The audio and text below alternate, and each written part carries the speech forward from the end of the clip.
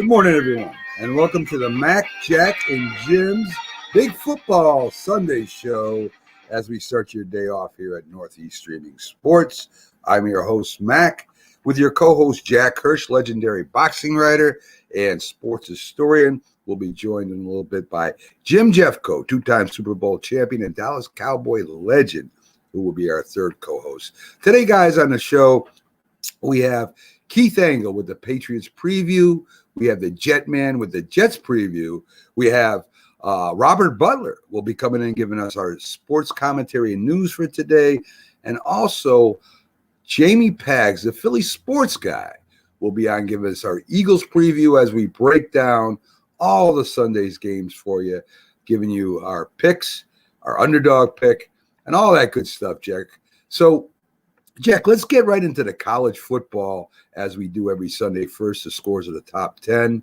You had number 5 Oregon beating Washington State 38-24. You had number 10 Oklahoma State killing TCU 63-17. Number 7 Notre Dame beats Virginia 28-3. Number 8 Michigan State 40. Maryland 21. Cincinnati beats Southern Florida 45-28. An upset in the top 10. You had Baylor beating number 4 Oklahoma 24-14. Number 3 Alabama killing New Mexico State 59-3. Michigan sliding by Penn State at the end of the game 21-17. Georgia 41, Tennessee 17. Number 6 Ohio State 59. Purdue 21. So one upset in the big. It seems like we get upset at least every week, Jack. Max, so many games on. You can only watch so many. I was watching the Michigan-Penn State game, and to see the way Michigan won the game, basically on a screen pass that was taken all the way down the field, and you kind of wondered the defensive scheme, where the tackling was. But that game at Penn State's had a lot of success against Michigan over the years, and it looked like yesterday that they had the game in hand, that they were going to win, but Michigan pulled it out at the end. And then, of course, they were hoping Michigan State would lose late in the day, but that didn't happen. So, Michigan still waits. Very true, very true. Good morning to Carlos and Keith Hayes joining us. Carlos, you're right. Purdue did play terribly. They did upset a couple top-ranked teams, but Ohio State put it on them, and that does happen. So let's get to some NFL news. Jack. First, let's start with the man in the middle himself. New York Giants middle linebacker Sam Huff passes away. He had his own little show on where you could hear him actually talking to the other players, and very popular, very legendary linebacker, Jack. Yeah, well, you mentioned New York Giant middle linebacker Sam Huff, but he had a heck of a career with the Washington Redskins as well. And he was enough of an icon with the Redskins when he retired. He worked in the Redskin broadcast booth alongside Sonny Jurgensen for a lot of years. And one of the great players of his era, Sam Huff. When we talk about the NFL, we tend to kind of act like there wasn't an NFL until we had a Super Bowl. But we had NFL championship games before that. We had great players. So Sam Huff's time was a little before the Super Bowl. He was a member of the 1956 New York Giant championship team. I mean, championship team's a championship team. You don't have to put Super Bowl in front of it. He was an NFL champion in 1956 and a great, great player. Really clogged the middle for the Giants, and he'd later do it for the Redskins. Real iconic player, Sam Huff. Had some legendary games against the great running backs back then. Jim Brown, Jim Taylor, the Packers, some of the greatest running backs in history. He was the one that put the stop at the kibosh to these running backs. And Jimmy Brown always said Sam Huff was the toughest player he ever went up against. Sam said Jimmy Brown was the greatest running back he ever went up against. He's definitely right. Sam Huff did.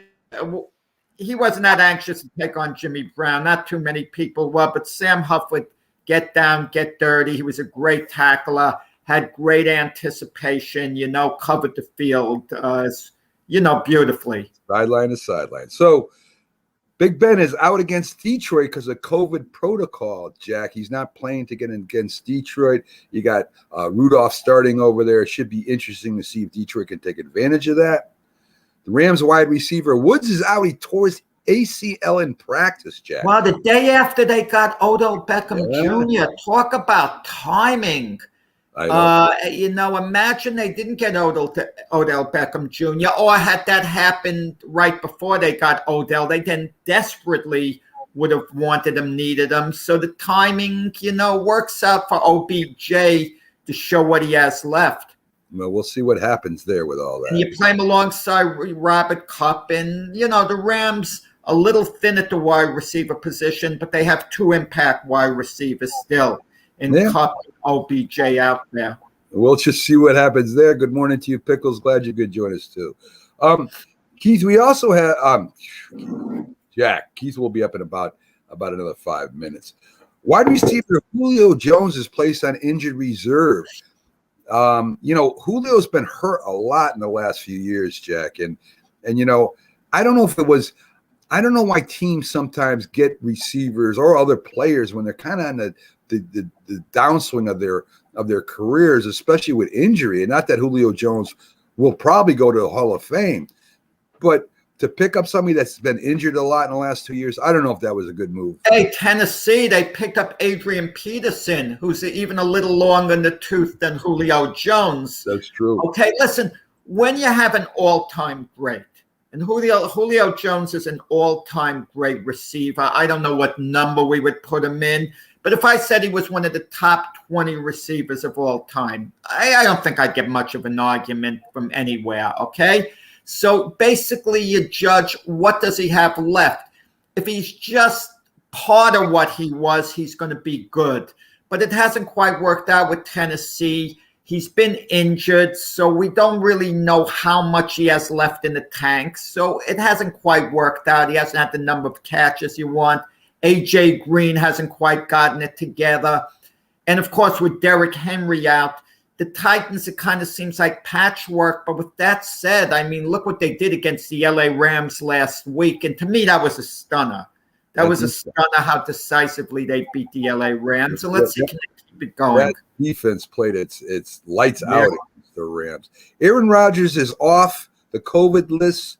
It looks like Wilson is eligible to play. So when Seattle and Green Bay play today, Jack, maybe both starting quarterbacks are out there. You know what the beauty is of an Aaron Rodgers as a player? There are very few guys like him. It's like a kid's game. They can just show up the day of the game and not practice. He knows enough of the Packers system, obviously. Even though he wouldn't have been sitting in our meetings, he might not know the game plan. They could quickly say, Aaron, this is what we did. Give him a crash course for a half hour and what they're going to go over, and he'll adjust. He'll adjust on the fly. The whole game is going to be an audible to Aaron Rodgers practically. Unless, Jack, you're playing the New Orleans Saints the first game of the season. That has a different story. Real quick, John Gruden is suing the NFL. I thought this would happen for those leaked emails that caused him to resign. I would imagine that the NFL will settle with him, Jack. I don't think they want this going to court. You get the feeling, as much as you might not like what John Gruden said, that perhaps those were private conversations.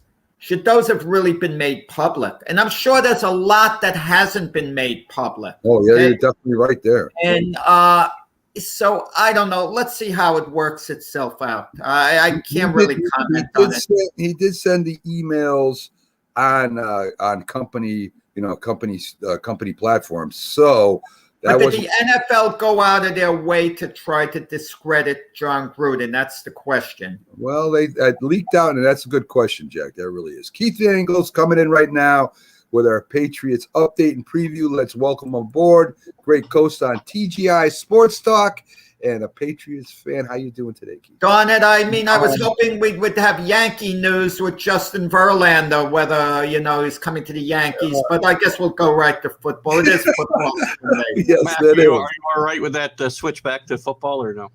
Yes. We're in football right now, Keith. I mean, we everybody following the papers know that the Yankees, barring the physical, have Verlander. But anyway, Keith. Let's talk a little bit about the Patriots. You got a real big game coming up here. It looks like that Baker Mayfield was limited this week. He's still ailing from that injury. But listen, Cleveland, even with their backup, it really didn't matter when he played last time. They're a very physical team, great front four. They love to run the ball. Chubbs may not play. I don't think he's playing. But, man, they are a physical team, and the Patriots are going to have to match that physicality with them, Keith. For sure, it's going to be a low-scoring defensive battle with both starting running backs are out of the game. The Patriots are going to have a hard time running the ball anyway. Couple that with the fact that, Mac Jones is probably going to be under duress much of the day. It's going to be very interesting to see what kind of game plan they come out to negate that pass rush without your top runner. But Stevenson has played better recently, and Bolden has picked up the James White role pretty well. And I think you're going to see, things to keep the pressure off of Mac Jones, hopefully in this game plan today. And the special teams, I think, will come into big play today. My prediction would be that special teams may turn this game one way or the other. Keith, what's interesting, the quarterback situation, because Baker Mayfield and Mac Jones, to me, share something in common. They're excellent game managers, but they're not difference makers per se. And this is the type of game where both teams need their quarterback to step up and be a difference maker, not just be a game manager. You're probably right. Again, I said special teams, but maybe the quarterback that does step up and make that one big play today will also, again, this game, when games like this that are just such a fine line for me, the Patriots are playing really well, but this is a big test for them. This is a good Browns team, even with Chubb out. We're going to find out a lot about the Patriots today, and I think how good they really are with this 5-4 record and 3-game winning streak. This is where you got to continue that momentum. You got that right. And, even if they lose, Keith, if they do, say they do, you guys are still alive at 5-5. But to beat Cleveland Browns today, I don't care, without Chubbs, without Baker, would be a huge statement into going towards that AFC East division title. And, if they do win today, Buffalo has the Jets today, but, who knows what will happen there. But you guys pretty much got the season in your hands. You still got Buffalo you're playing twice, Keith. Agreed. And, where I didn't think the division title would even be in play, I thought we'd be talking about a wild card throughout this year. The Bills have come back to the pack, obviously. But even if you forget about that, if we assume the Bills right the ship and, they do win the division, this is an important game for the Patriots in the wild card race as well, because these are the teams that are going to be in the mix, and you got to beat them, because who knows what the tiebreakers end up when you end up with 5 teams, with the same record. I agree. I mean, the offensive line is getting better, and Carlos brings up the Patriot running game. You're going to have to run the ball against these guys to keep that line at bay, that defensive line, have them concentrating on the run. So what do you say to that? Do you think the Patriots can run the ball on the Browns? I think it's going to be difficult. If Harris was playing, I would say, yes, they have a chance to run the ball. He's been running the ball very well, but so is Stevenson. And I wouldn't discount the fact that you're going to see a heavy load of him today. He's back in good graces with Belichick and the rest of the staff after a rocky start to the season. I'm unsure how long they'll stick with the running game. They're trying to run the ball today. You've seen in the past where if they struggle early, they just forget about the run altogether. That may not be the best thing for Mac Jones today, though, because you let that defense tee off on you, and you're going to be in a lot of trouble. So unless it's, again, that short passing game, that's just an extension of the running game, right? So you're going to see a lot of that today, I think, to Bolden and screens to the wide receivers. I think you'll see a lot of that trying to open up for that big play that Jack talked about earlier. Well, I mean, I would imagine there's going to be some draws and traps and stuff like that. The only problem with stuff with that is I don't know how much respect Cleveland has for Mac Jones yet.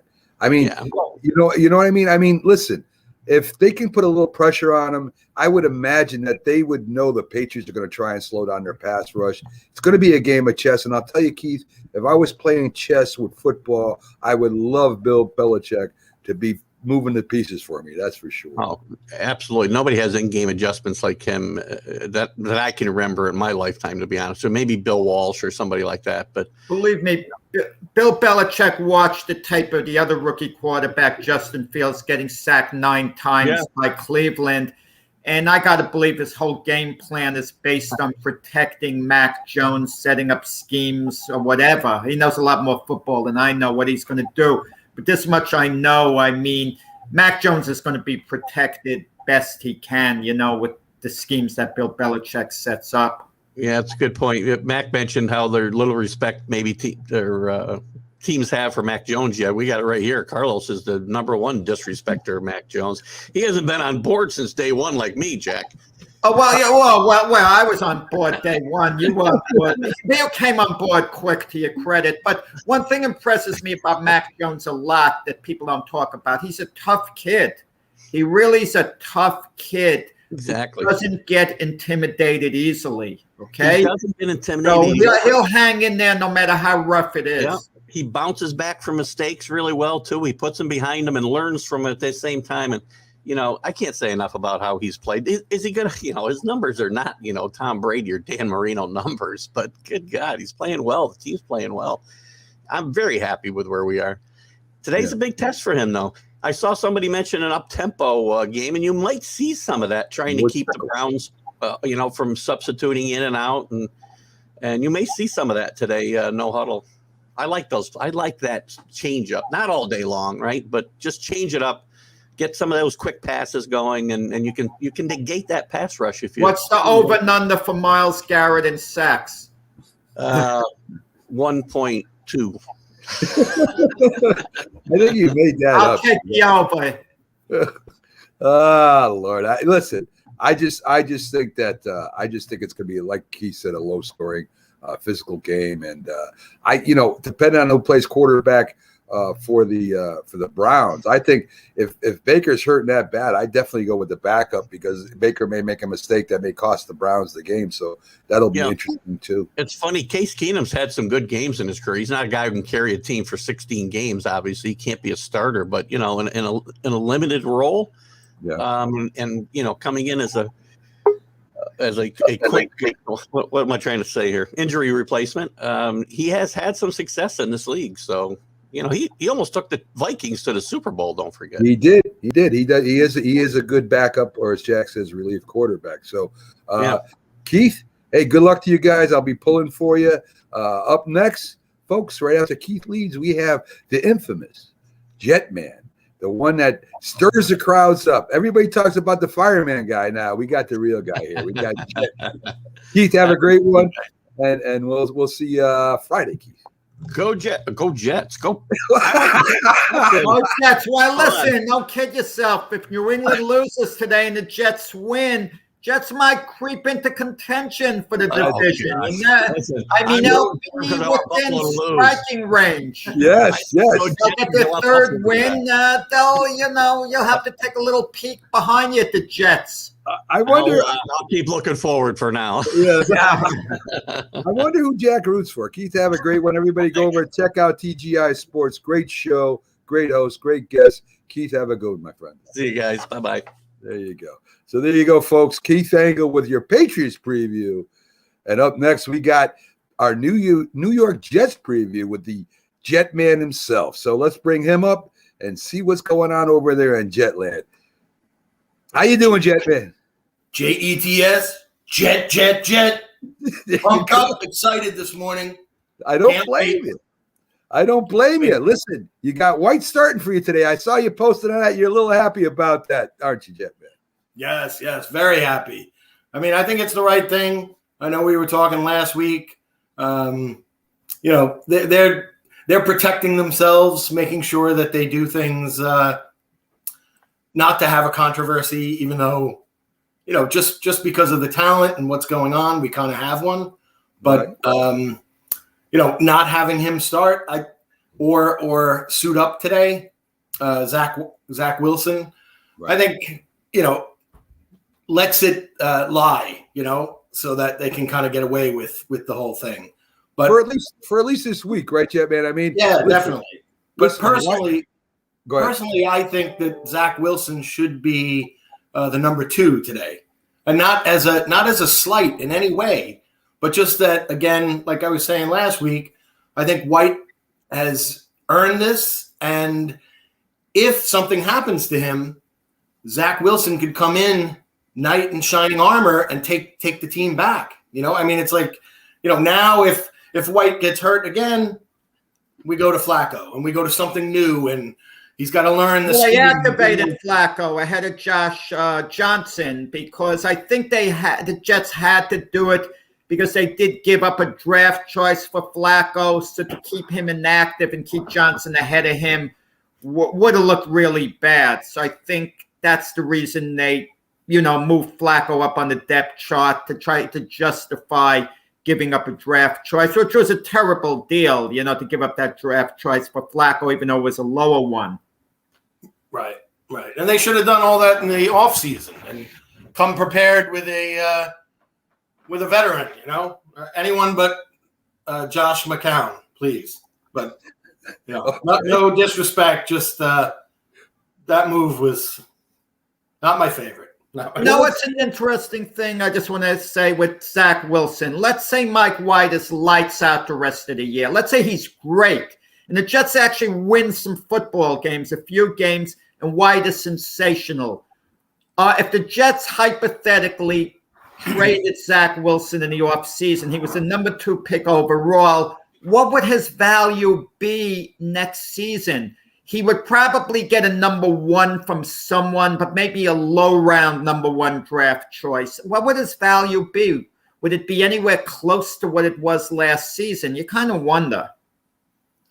Well, I mean, we can all fantasize. My dream is Mike White just takes the season away, and every time Zach Wilson comes in as backup, he cleans up and throws 85% completions and, So you believe in what I believe in, relief quarterbacks, like relief pitchers. Well, whoever got the hot hand, if a guy's struggling, you bring in out of the bullpen the next guy, and then the next week you could revert back to your starter.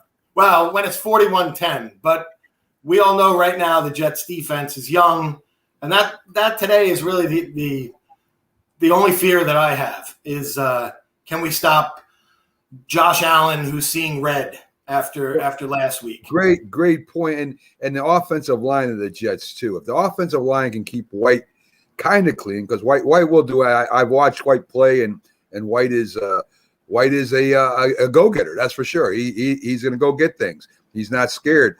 But that offensive line, if they can give White time, and I agree with you with Buffalo. I mean, Buffalo's got to be ticked off at the showing. So what do the Jets have to do to win this game, Jetman? Hold on to the ball, like not turnovers, long drives. They need like 4, 8, 9 minute drives. Hold on to the ball and let Mike White do his thing. I have a feeling he's gonna look good. I don't want to. Sometimes when I have a feeling, I jinx things. I'm not feeling. I'm just I'm excited. I'm pumped up. I think he looks good. I think that's going to continue today. I'm not too worried about us putting points on the board. I think that we're going to start with the ball if we win the flip, which seems like we're starting to do. Get the crowd behind you, get on the board first. Hold the lead and kind of try to withstand Buffalo's high power offense, which hopefully they've been studying film all week on what Jacksonville did to them last week. Yeah, I mean, listen, if Josh Allen can play halfway decent or up to par, I think you guys are in a little trouble as far as the defense goes. So your offense is going to have to stay with him, which the Buffalo defense is not bad either, Jetman. It's going to be a tough. Right. It's going to be a tough case for you, but I think that you guys could at least be competitive with these guys, and maybe at the end get a couple turnovers and win this game at the least. White was in a post that he thought he should be a number 1 draft pick, so he's very confident in himself, which I like. He's a little bit cocky, which I like. So you going to go see the game today, Jetman? Or are you watching at home with us? No, I'm going. I'm literally headed out right after this spot. And do you have that place with the super fan club? I mean, you know what I'm talking about. They have these tailgaters that the super fan club like can go to every game for free. Are you part of that organization at all?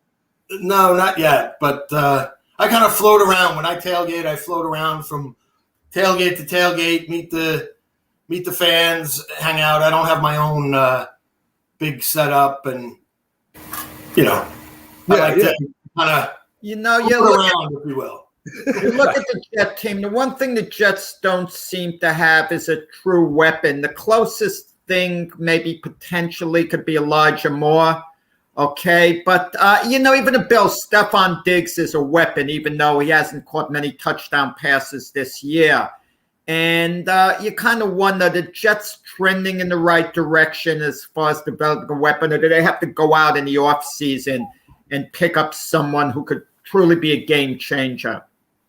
Yeah, very, very, very good point. I mean, right now they have guys developing. They have Crowder, but Mims is a potential. I don't think Berrios is going to be a superstar, but if he can be a slot receiver for them. The running backs look great. Hopefully Carter keeps it up today. I think we may really have something with him. He really looks he looks comparable to Mike White in some flashes. He's been a very solid back, so I'm hoping he'll be good out of the backfield and on third down and screen pass type plays. Maybe a little razzle dazzle, a little flea flicker again this week. We'll see. Well, I think you're right. I think that the Jets have got to stay in third and short, keep the game off Josh Allen's arm, and keep the offense off the field, because if Buffalo gets it revved up, they got a very, very explosive offense, and I think that the Jets are going to have to keep the ball away and get some pressure on Allen too. Make him run with the ball, make him get hit, and you guys may have a chance there. So. Good luck to you guys this week. Jetman will be watching. I'll be rooting for the Jets, even though I am not a Jets fan.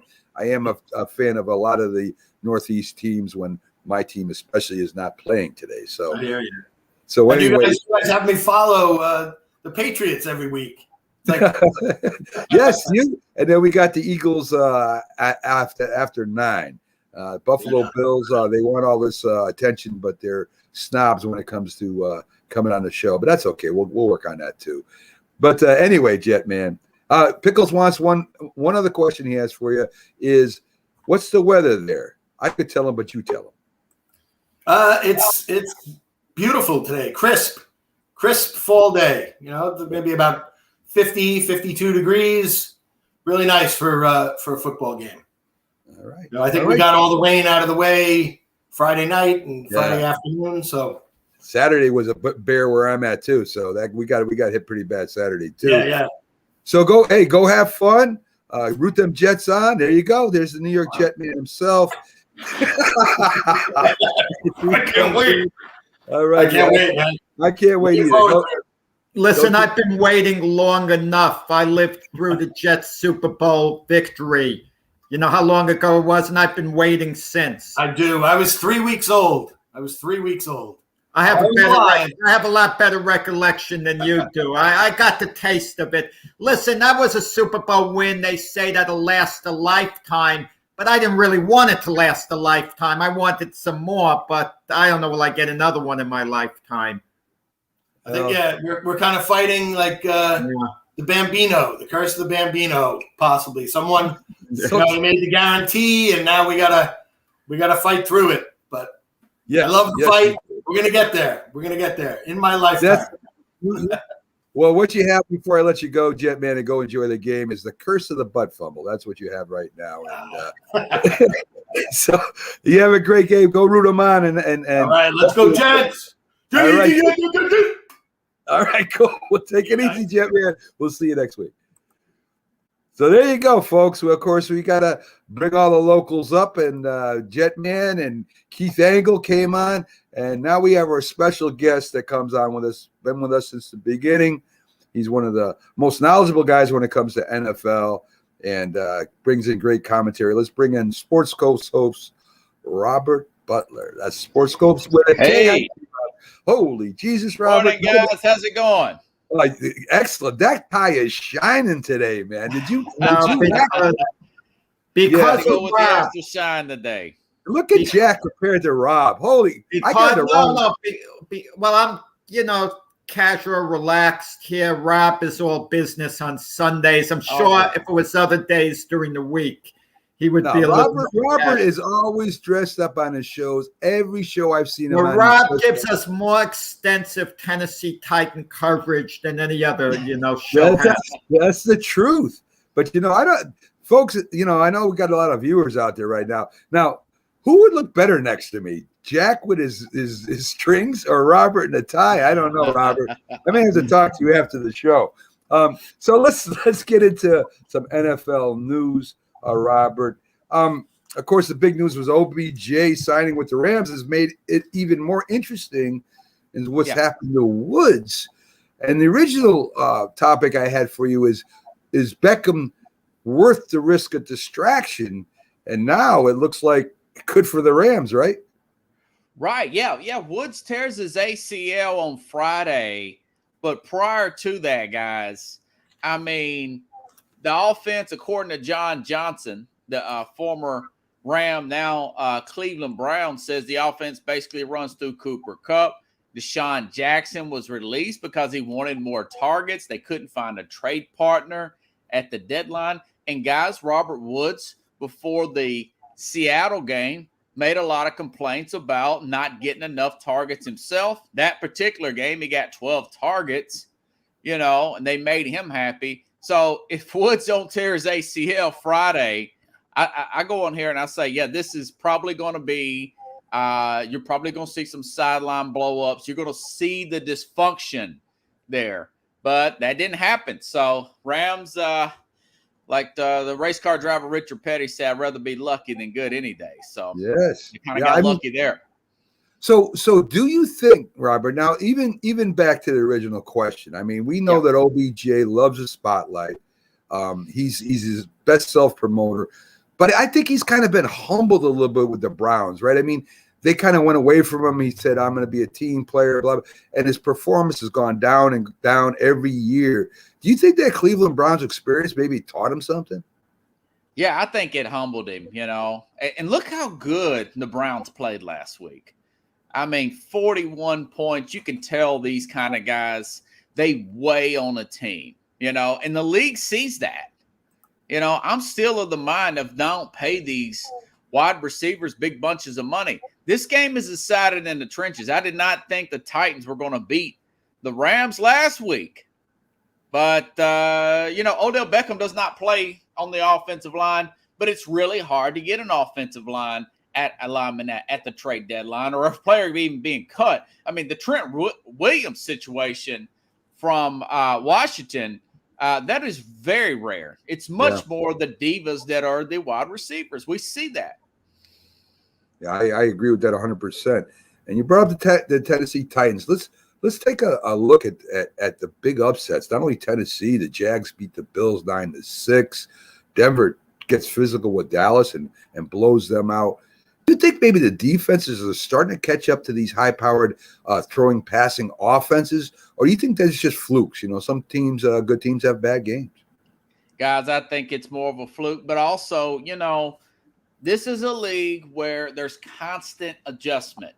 If you guys recall back in 2018, and I made an issue of this on my show when the Rams beat the Chiefs 54-51 in a wild Sunday night shootout, primetime game. We were talking about, is the league making this too offensive friendly? Is this flag football now? Is it the CFL? And you know what? That very same Super Bowl, the defenses did catch up.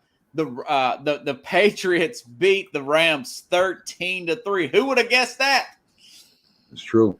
It's very true. I don't care what anybody says. If you don't have a good defense, you're not going to win many games. You can't just keep outscoring people. It's not the way it works. I don't care how it goes. What makes me think with all the deals being made, sometimes it's better, and I wonder how it would work out if you just kept players on teams their whole career, and even players that get traded away, Deshaun Jackson, he forces his way off the LA Ram team because he's not getting enough throws his way. Could you imagine if he said nothing at all? Then the Rams wouldn't have gotten OBJ. Deshaun Jackson would still be there, and he'd be getting his big opportunity now and possibly even play a role in leading the Rams to the Super Bowl. Who knows? So you kind of like wonder if OBJ was just a good Giant, good team player, didn't have the hissy fits. I mean, he would be a legend in New York. I mean, what would it do for his image, for his career? I mean, he'd be on track to be a Hall of Famer if he just stayed at the one place. But they keep wanting like to move around. With that said, we're talking about Tennessee. Yeah. A guy who's not a prima donna wide receiver, Julio Jones. He's been hurt. Does he have any future at Tennessee at all? Well, probably not past this year. I mean, he's getting older. He would have to come in for a much less price. Now, I don't say veteran minimum, but pretty close. He's had some injury history. He's out today. Had hamstring problems when he was with Atlanta. Now he's not going to play. He's going to be on the IR, actually. So he might not come back until the middle of December. Yeah, he may not. Oh, heck, if he comes back to the middle of December and they're out of it, or they're ahead and they're winning without him, why even play him? I mean, I wouldn't, because I don't know. I just think Julio Jones was a big name signing, and they should have paid attention more to how injured he was when he was playing with the Falcons the last couple of years. The taunting rules. Me and Jack had not an argument, but we had a little debate on that. I mean, we saw what happened with Chicago when the player does the flying scissor kick. Yeah, Cassius Marsh. Yeah. Cassius Clay decided to. Cassius Marsh. Maybe it was named after Cassius Clay, but Cassius Marsh. But and he takes a couple steps to the sidelines, and they throw a penalty flag at him. You have Kittle who goes across the middle. He gets hit. He stands up over the guy. He gets called for a taunting play. I mean, I understand what they're trying to do. They're trying to stop fights, but it's a physical game, and no other sport has a taunting rule like this. And you're starting to change the complexion of the game. I mean, you're talking the Chicago Bears were still in that game, and you're going to penalize them something like that for going over and staring a couple steps and staring the Steelers sideline. What are the Steelers going to do? All charge them on the middle of the field? Come on, man! Isn't this stuff getting ridiculous, Robert? Yeah, the NFL has a tendency to overcorrect problems, and unlike other leagues, they are quick to fix them. For instance, the non-pass interference call in the famous Saints Rams NFC Championship game. The NFL implements a rule that we're going to have challenges to potential pass interference calls in 2019, and then they take it off. They say, well, that's a little much, so we're going to do away with that last year. And guys, just before I came on the program, I just read Tom Peresrio of NFL.com, NFL Network, says privately members of the NFL officiating department who reviewed the game acknowledged that referee Tony Corrente and his crew erred on 3 separate calls. They made the errors. So I think they will adjust it. I don't know if they're going to allow taunting, but I think they will adjust it. Plus, players, it's going to take adjustment for them, too, because they're used to doing things. I agree with Pickles 100%. Where's the skirts at? I mean, listen, you play a physical game, and like I said, in any sport, I can't think of any sport that has a rule like this, unless you start throwing punches or pushing, then they'd step in. But if you're going to glare at somebody, come on, man. Are you kidding me? It's all body language. Players talk to one another all the time, but the public doesn't see it, so the player's not humiliated. You want the team or the players on the receiving end of it to save face. You don't want them humiliated publicly. And, that penalty with Cassius Marsh, I could have gone either way, in all honesty. But he did take some steps towards the Steelers sideline and taunt them, and that was visible. If it was just words, and listen, and let's be honest about it, even though the referee said It had nothing to do with the contact he and the player made together. He did make the call after that. So the ref was probably on the fence whether he should have called a penalty. And when Cassius Marsh ran right close. Don't say that again. Do not say that again. Do not lie Listen. on the.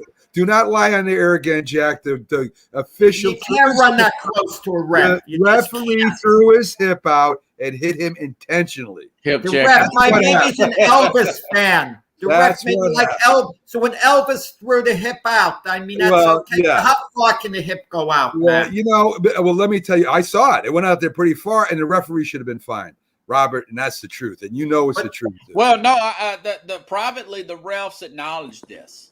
The refs have acknowledged this according to this report from the NFL.com. So I think maybe this particular crew, they won't be doing any more primetime games, if doing anything.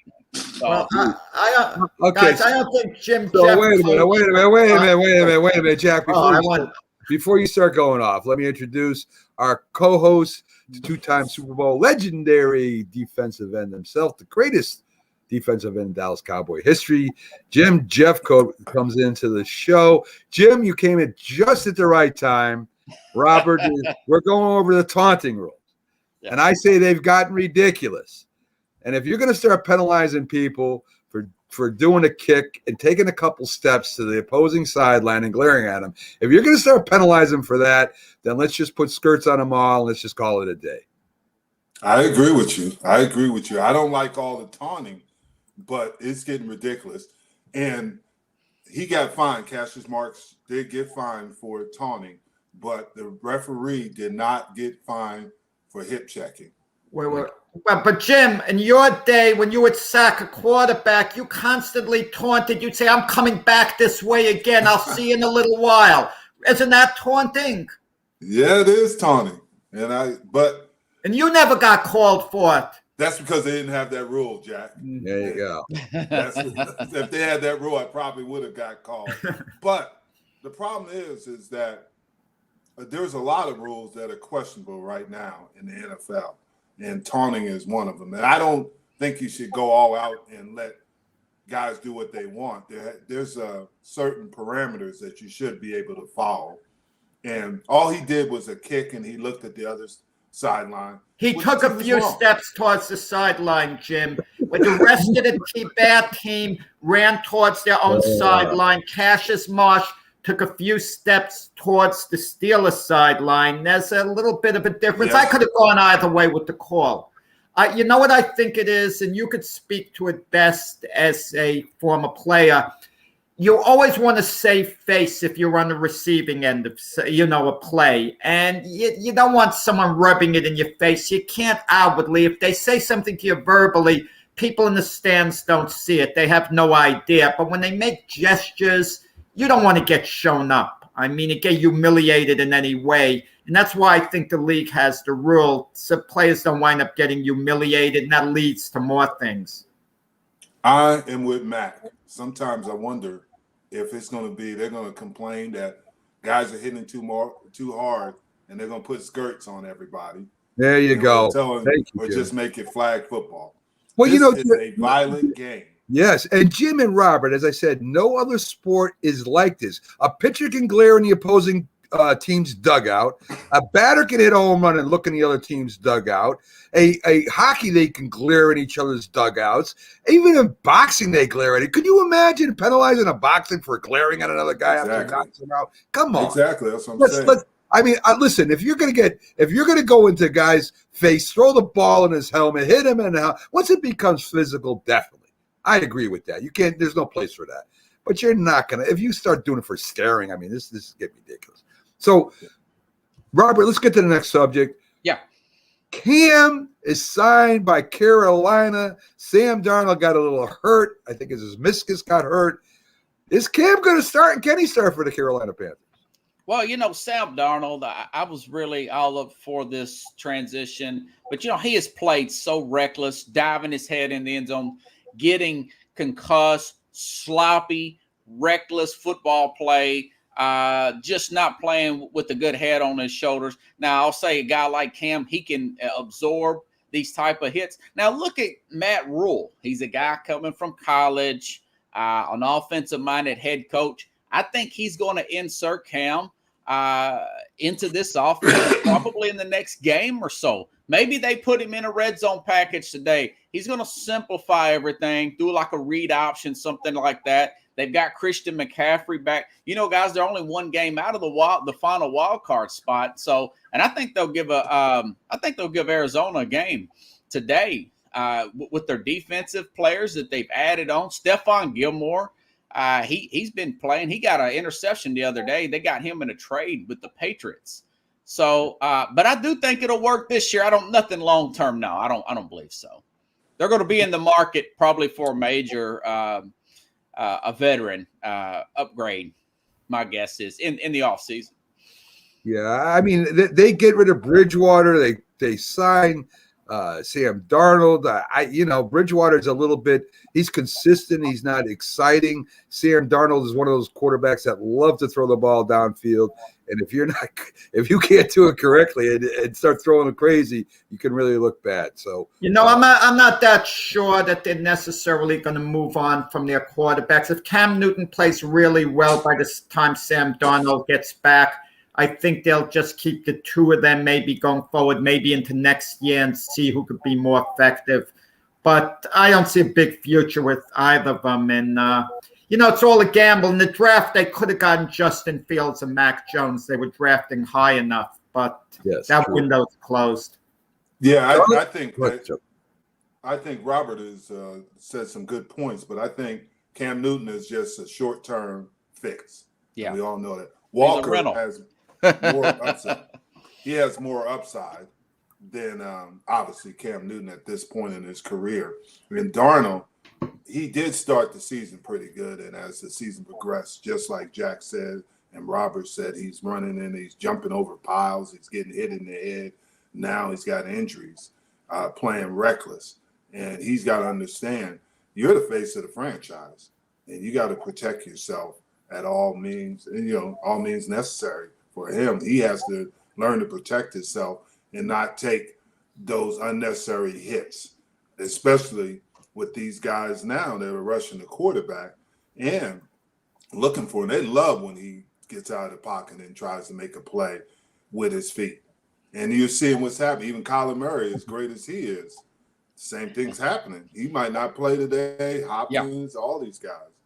Well, P.J. Walker played for Matt Rule in college. Do these college coaches tend to kind of elevate their guys? They bring them to the NFL and they expect a little more from them that's realistic. That's a good question, but I don't think so. Jimmy Johnson took players.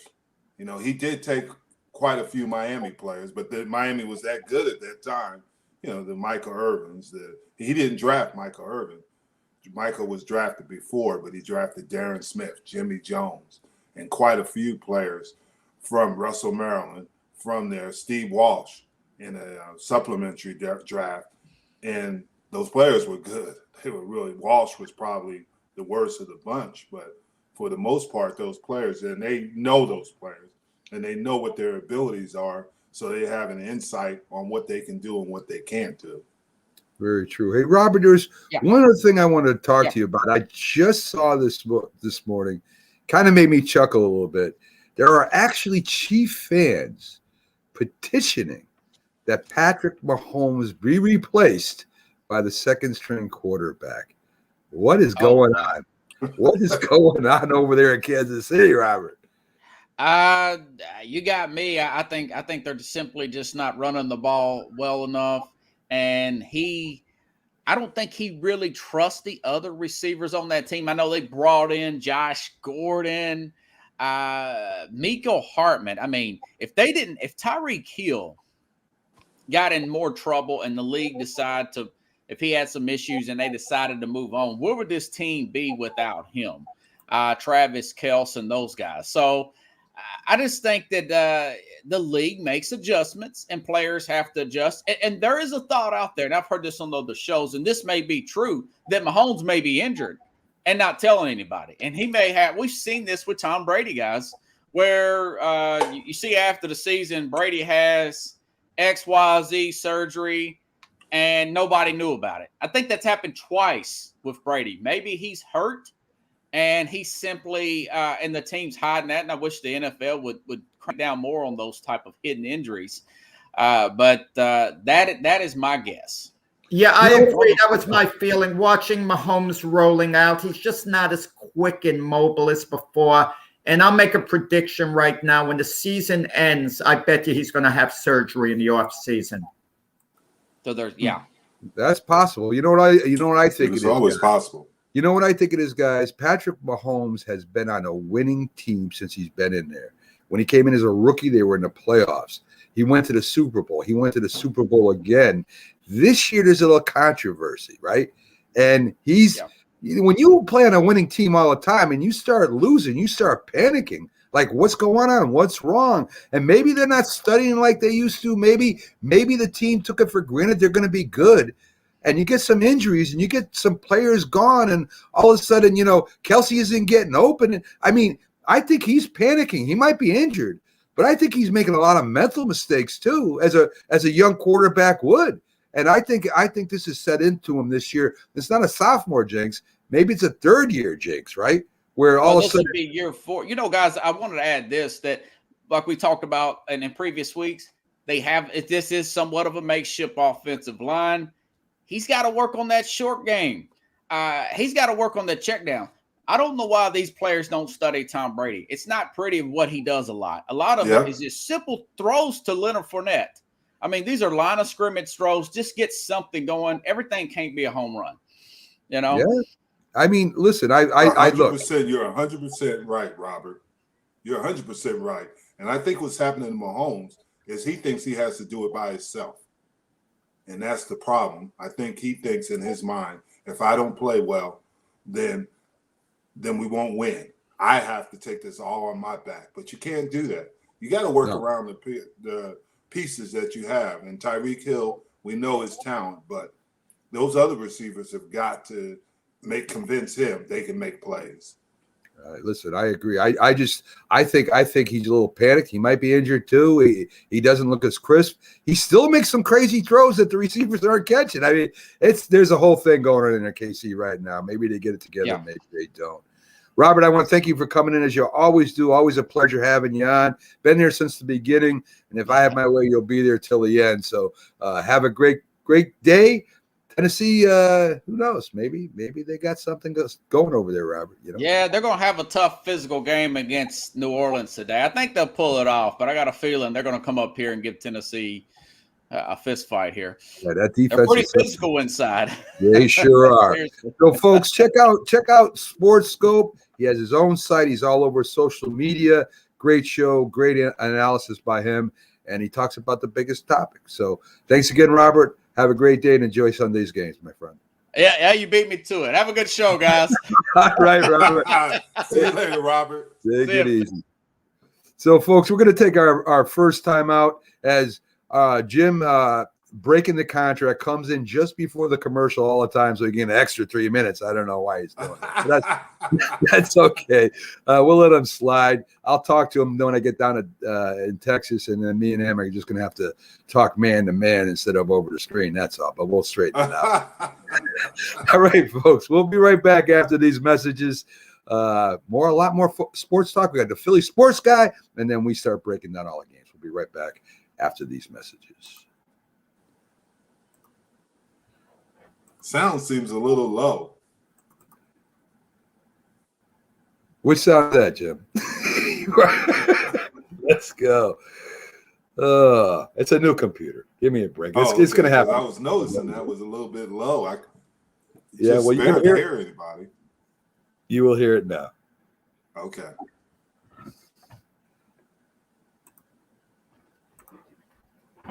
If you served honorably in our nation's armed forces and you're looking for a way to continue serving your fellow veterans in your community, then join AMVETS. Each year, AMVETS members volunteer millions of hours at VA healthcare facilities from coast to coast, helping to improve the lives of their fellow veterans through the VA Voluntary Services Program. AMVETS posts and departments also participate in a wide variety of community service projects, ranging from Americanism in our schools to supporting the Special Olympics and Boy Scouts of America. If you no longer wear the uniform today, you can still serve through the AMVETS by joining today at amvets.org.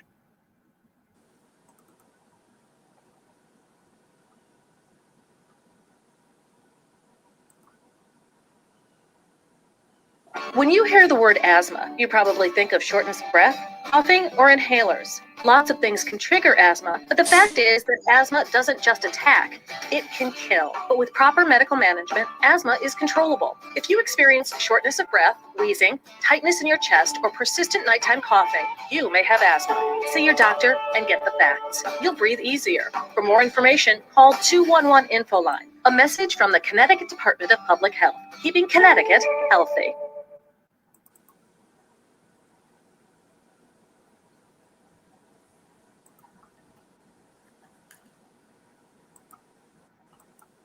Hi, Grandma. What's for dinner? Hey, honey, I'm making stew tonight. Ooh, can Nina come over? I'm not sure about our new friend. I wonder if there's been any drinking going on. Alcohol at her age can lead to so many bad things. I've been meaning to ask you, what would happen if someone offered you a drink? Grandma? This is hard. She's so young, but I know I need to talk to her about it now before some... If you talk and they will hear you every single time. Oh, we're getting killed. Yeah, well, Kyle's not here. How come? Kicked off the team. Didn't Tim tell you? Kyle's one of the kids got caught drinking beer in the park a couple of nights ago. Really? Yeah. He's zero tolerance. He's out for the season. Come on, it's the first offense, right? That we know of. But why should that matter? He knew not to drink. I've made it clear to Matt that's what we expect from him. What have you said to Tim? Nothing great. You know, a lot of kids try it at this age, so... Yeah, well, a lot of kids don't try it too. I'm not saying that Matt's going to be this perfect kid, but if I don't tell him what we expect and why he shouldn't drink, how's he going to know? You think kids that age really listen? They never admit it, Bill, but they hear more than you think. Talk. They hear you. For more information about talking with kids about underage drinking, visit underagedrinking.samhsa.gov.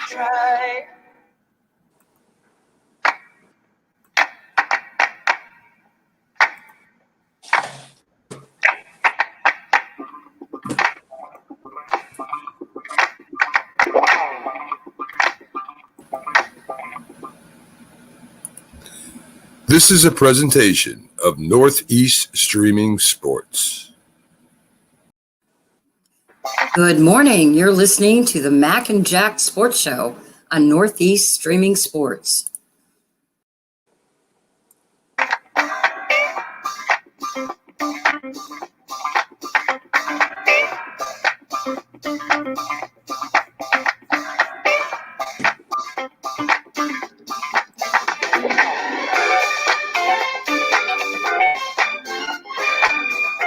Yes, sir. Welcome back to the Mac, Jack, Jim Biggs Sunday Football Show, as we cover all your teams and give you previews from a lot of locals up here in the Northeast. We had on Keith Engel from TGI Sports giving you Patriots update and preview. The Jet Man came in and talking about Mike White, who's starting for the Jets today. Hopefully he has a good game. I love the underdogs, and I love a guy that really didn't have a chance and starting to show himself. And we'll see what he's got. If it maybe there will be a quarterback controversy in New York, we'll see what happens there. And Robert Butler, of course, with his takes on sports, he's always entertaining and has a lot of knowledge of what's going around in the NFL. And again, welcome Jim in as our co-host on this show.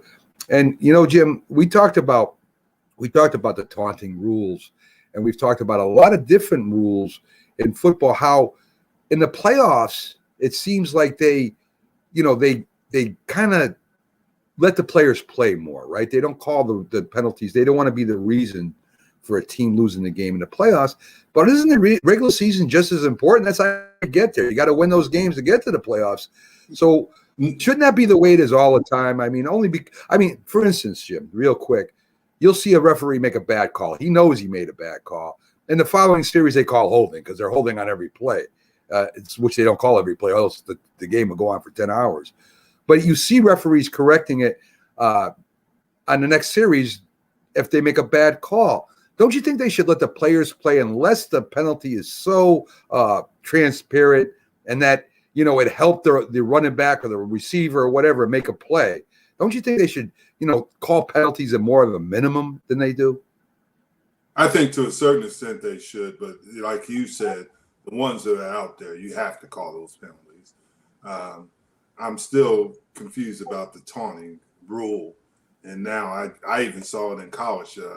A player spin the ball. He made a touchdown and he spun the ball, and that was considered taunting. And I'm like, what is this? I mean, this is what kind of society we are. We can't do anything anymore. But yeah. You're right on that rule, but just you call it to a minimum unless it's something that's so noticeable. You have to make sure you call it because the game is so fast, but it's becoming a different game, and there's no question. Obviously, offense is selling, but defense is still going to win championships. Right. Obviously, and the rules are more geared toward offense, I think, right now, and there's no middle ground. Well, let me ask you this, Jim. Going back in the day, take a player like Bill Romanowski, the ultimate cheap shot artist as far as the public was concerned. I remember when the Denver Broncos played the Pittsburgh Steelers in the playoff game, he grabbed his throat to Cordell Stewart, the Steeler quarterback, to let him know he was a choker. Wasn't that taunting? Wouldn't you call a flag on something? Oh, no question. Yeah, that was extreme. Okay, so you agree there are certain instances where you go too far and the flag could be called. Well, let's go back a little farther with Lyle Alzado taking a Kansas City Chiefs helmet and throwing it across the. I mean, that's not taunting. That's going over the line. I'm talking about real taunting like Bill Romanowski did with Cordell Stewart. As long as football's been played, there's been taunting. That's just a part of it. It's a one-upmanship. And you shouldn't, hey, if you don't want it to happen, T.O. stood on the star. Was that taunting? When Terrell Owens ran to the middle after scoring the touchdown? No, but he wasn't running towards the team. He was celebrating. There's a difference between celebrating and taunting. That's disrespect. Running towards the star. No, I agree. Stood on the star. Oh, no, that I agree. That's taunting. That's an absolute penalty. To me, you're both wrong. Who cares if he stands on the star? Well, listen, that's another thing too. Wait, let me finish. Make him pay for it on the field, Jim. What are you talking about? Why? Who cares what he does? Take care of it on the field. It's the same thing. It's the same thing with Romanowski grabbing the neck so somebody lays him out the next play. There are forms of it that are disrespect. So what? You're disrespecting each other by hitting each other as hard as you can. No, Terrell. I'll tell you a story real quick. We don't have a lot of time. We're playing the New York Jets, and it was the end of the game. We were beating the New York Jets, and Boomer Esiason got mad because we kept pressuring him. We kept hitting him. He kept throwing, and we kept hitting him. And then at the end of the game, he was arguing with Jimmy Johnson. And Jimmy Johnson, as calm as could be, said, if you don't want to get a hit, take a knee. Right. And that was the thing. Or don't play. That's not taunting, Jim. To me, Jim and Jack, you take care of that stuff on the field. No, sometimes it can't, Mac, the Patriot Chargers, there's a Patriot Charger playoff game where the Patriots upset the Chargers. Chargers had a great year. And when the game was over, I forgot the Patriot player. He was kind of stomping on the Charger logo. And LaDainian Tomlinson, maybe the most respected player in the game, went after the Patriot player. So even the other Patriot players backed off because of the respect they had for Tomlinson. But you have no business ever stepping on another team's logo. That should be an automatic game suspension. If you're stomping on another team's logo, to me that's serious. That's a serious thing. That's what I'm saying. That game was over. All I'm saying, guys, is to me, players. listen, you get paid to be physical, and when you get physical, emotions start coming out, and you're going to say some things, and you're going to do some things in a moment that maybe you shouldn't do.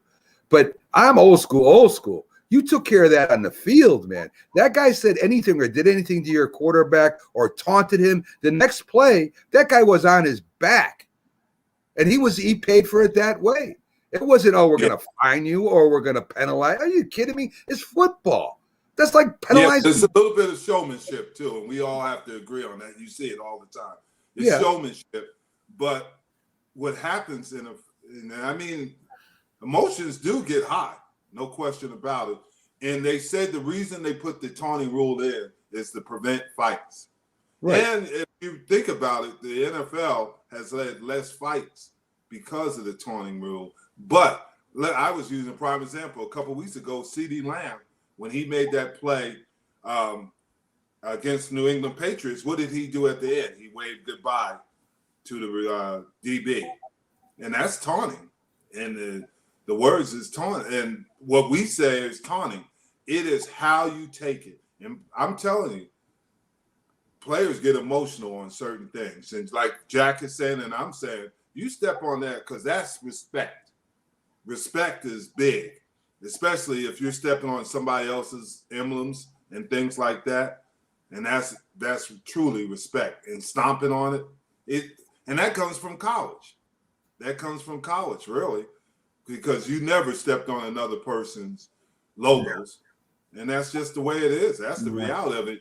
Like it or not, it's always been like that. Was it Baker Mayfield that put their flag to the other guy's logo on the field? Right. So it's an absolute no. The logo's kind of like religion in a way. You know, you just don't mess with it. You just don't mess with another team's logo under any circumstance. You know, that has to be understood.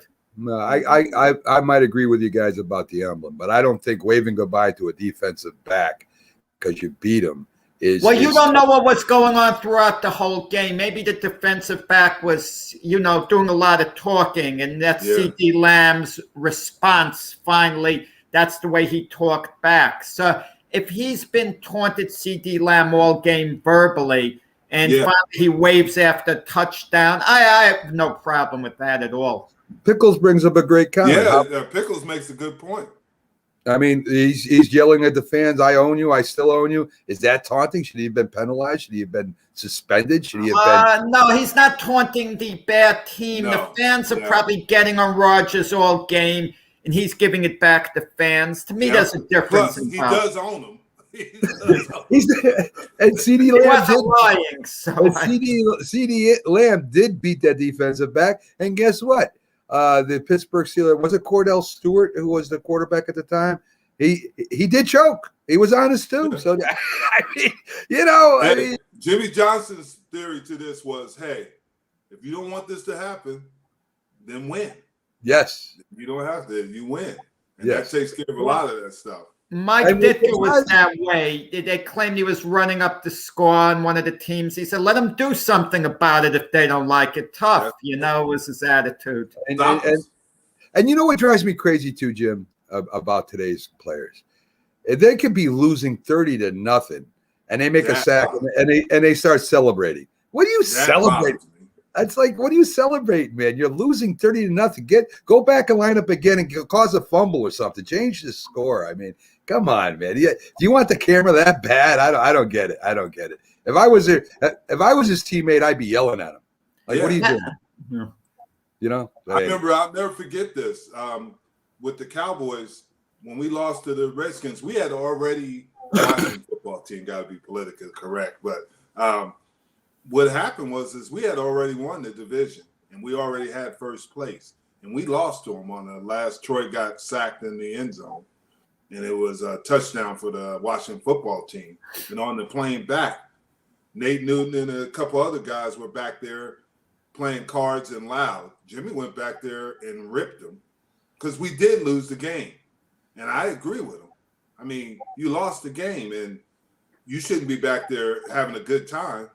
You should be quiet and think about the reasons. And then we go on to, you have the 48-hour rule to think about the game. But right after the game, you don't just go out there like you won the game.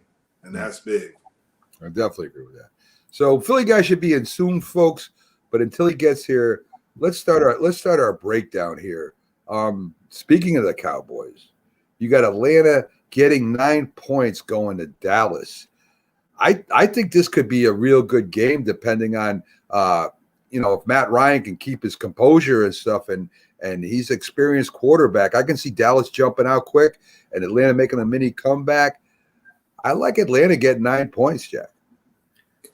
No, I don't. I mean, I like Dallas bounce back week after last week. And I meant to ask Jim something in regard to Calvin Ridley. He should be in all our thoughts. He has some mental health issues.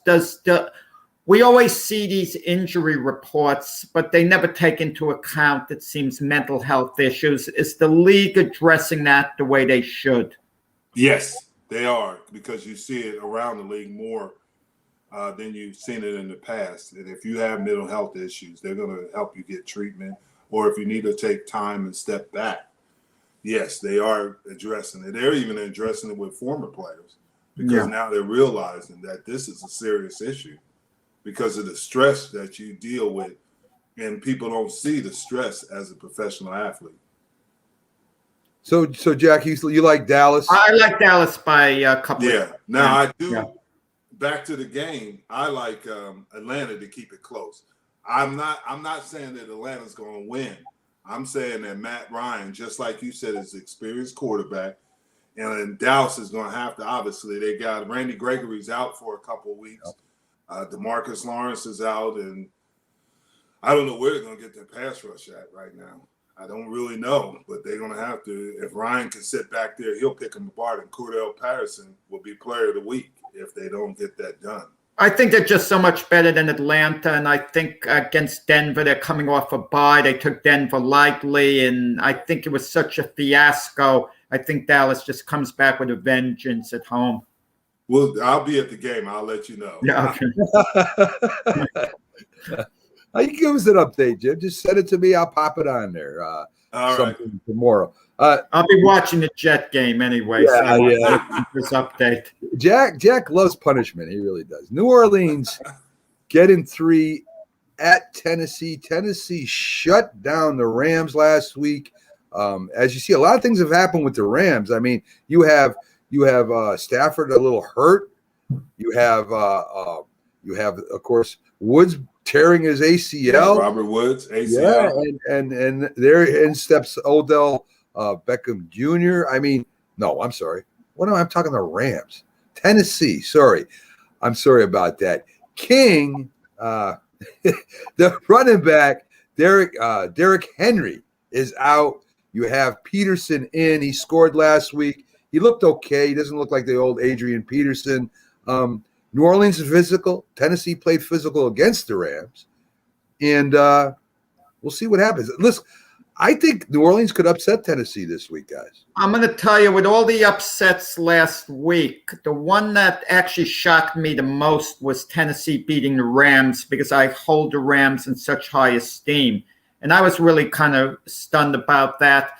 I can't imagine Tennessee beating the Rams and then playing the Saints without Alvin Kamara, that big weapon, and losing to the Saints. I think it'll be a relatively close game, but Tennessee, let's say 22-17 over New Orleans. See, I think that Tennessee is an interesting team. Last year, they weren't very good at sacks. This year, they're league leaders, one of the league leaders in sacks. And they're going to get pressure on the quarterbacks. This is going to be a defensive struggle, I think, because obviously the Saints' defense is very good. Tennessee's defense is playing at a high level.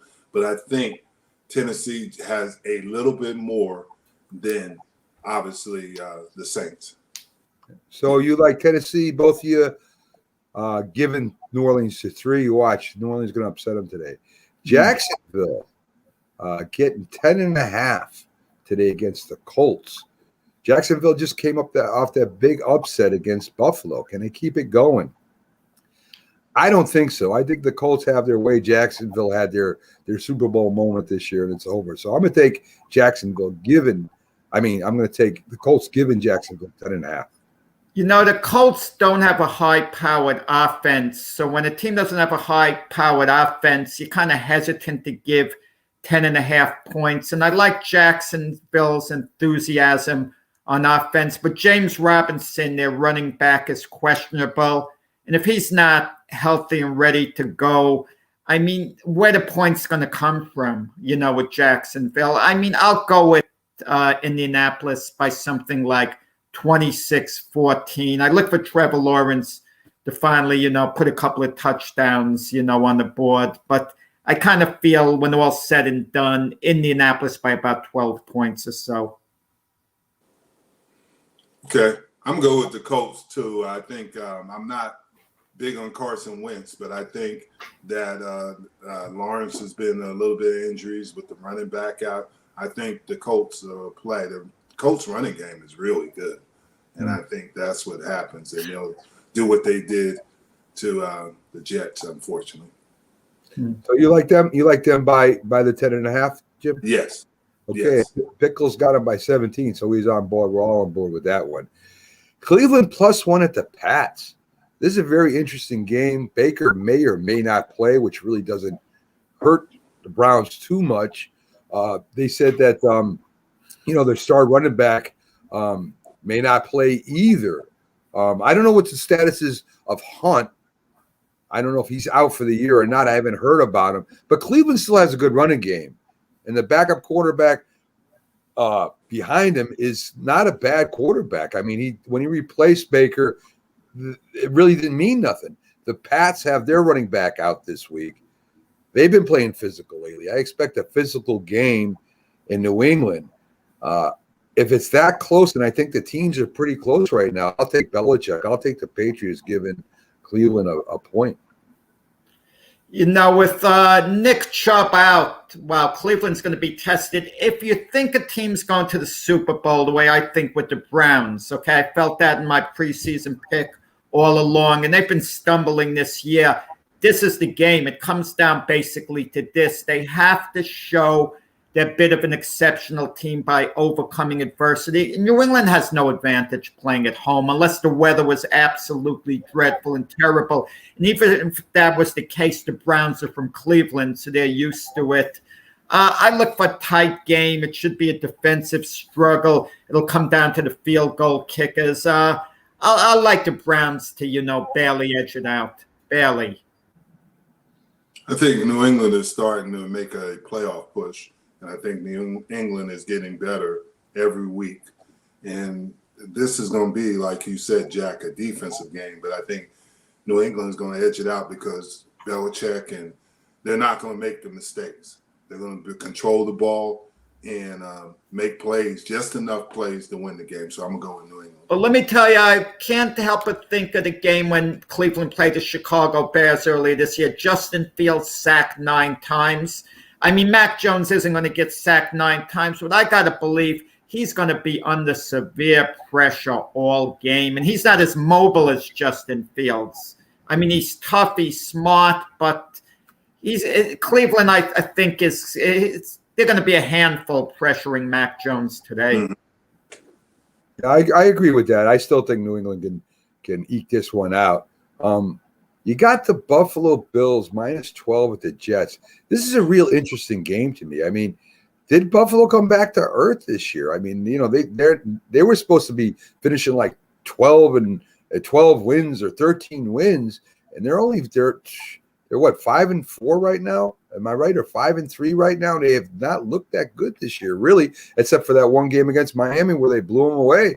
And coming off that Jags loss, I would imagine that they got a little revenge against anybody.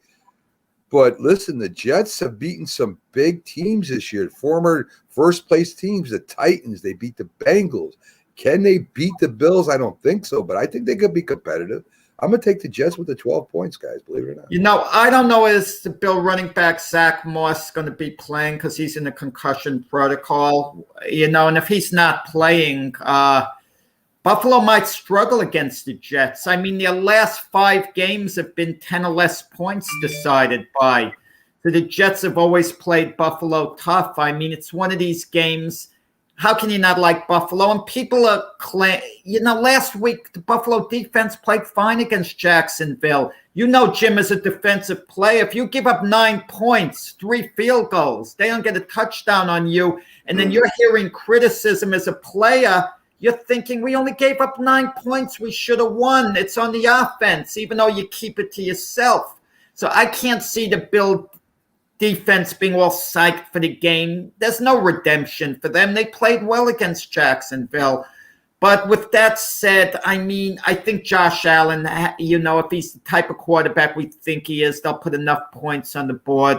When my feeling is they're going to cover the 10 points in the Bills, they'll get it done today.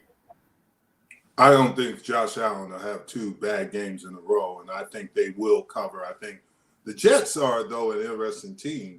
They've won more games than I anticipated, and they're getting better. And we all knew that with the quarterback, they would. With the changing quarterbacks, it seemed like they're playing with more confidence. And I think the Jets are going to be a good team eventually, and they're just going through a growing process. But I think the Bills will win this handily.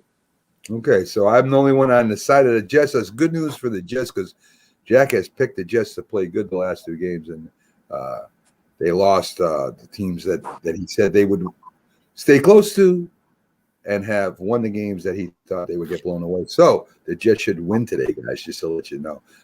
We're going to take our last official timeout, our last commercial break. On the other side, we have the Philly Sports Guy live from Denver, popped in. So we'll be talking to Pags right after this, folks. So stick with us.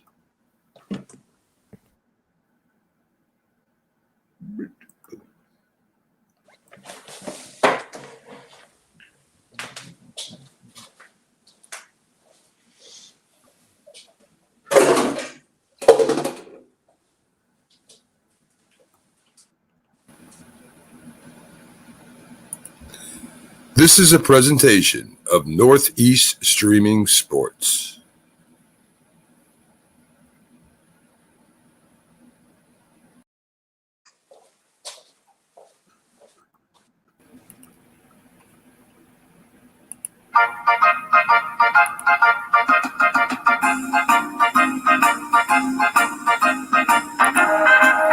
Jack is a legendary Hall of Fame boxing writer.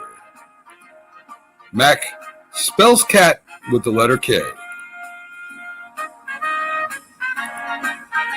Mac played football and baseball for 10 years, coached football for 12. Jack was the wiffle ball home run king of the neighborhood. Jack was a sparring partner of the middleweight champion of the world, Golden Gloves boxer. Mac still reads cereal boxes at breakfast. Together they form the Sports Odd Couple. Both know sports in every way, but mostly at odds with their commentary and opinion. The Mac and Jack Sports Show, 8 to 10 a.m. on Facebook Live, Northeast Streaming Sports YouTube channel, Thursday through Sunday. Also on Spotify. Tune in and enjoy the show.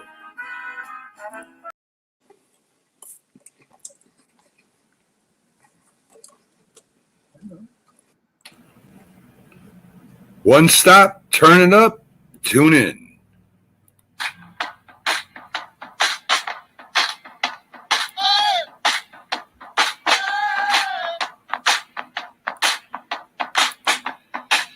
You want football? Well, Northeast Streaming Sports has football. You follow baseball?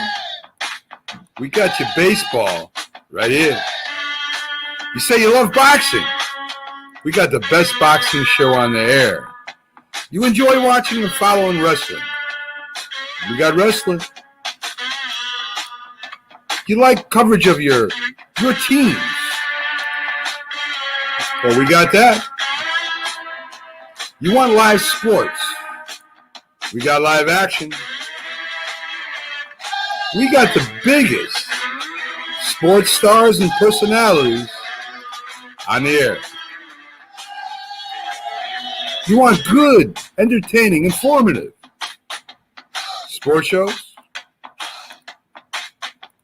We got them too. 15 shows in all. We got what you want. We're not ESPN. We're not Fox Sports. We're not even CBS Sports. We're your personal sports network. We're NESSP, Northeast Streaming Sports, on YouTube, Facebook, Twitch, Twitter, and Instagram, iHeartRadio, Spotify, iTunes, and Pandora under Sports Podcasts. We got what you want. We're Northeast Streaming Sports. This is a presentation of Northeast Streaming Sports.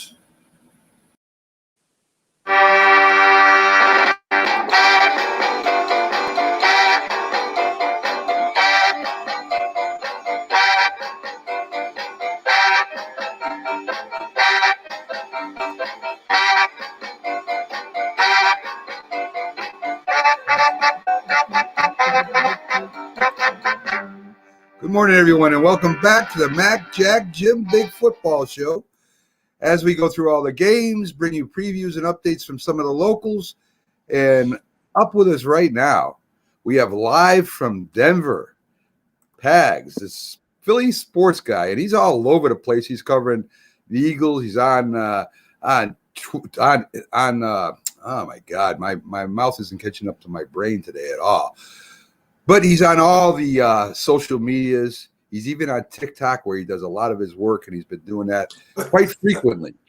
Yeah, TikTok's his favorite, I think, guys. So let's come on with the Philly sports guy, Jamie Pags himself. Bring him up and see what's going on in Denver. What's going on, Pags? Good morning, guys. How are you? Not too bad, not too bad. Pags, you're not at the field, I can see, because it's still early over there. You're in one of those nice what is that? A hotel suite? Do you got a suite there? A president's yeah, suite? not a presidential suite, trust me, but it's a suite enough. You know what? It's got a bed, which is perfect for me. There you go. You're on the road constantly, man. What do you sleep? You know, sometimes I wonder if I do any sleep. Yes. So anyway, welcome. Go ahead. I'm studying you out how I predict the Philadelphia Eagle games. It's based on how you dress, the level of intensity, and I base my prediction on that.